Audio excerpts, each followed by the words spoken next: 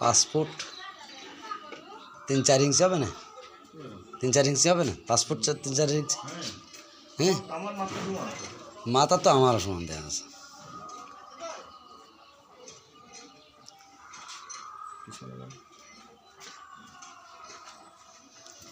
জিং টিং খায় না নাকি? এর ফসম তো মেলাটা ভালো পজিশনে খায়নি। হ্যাঁ,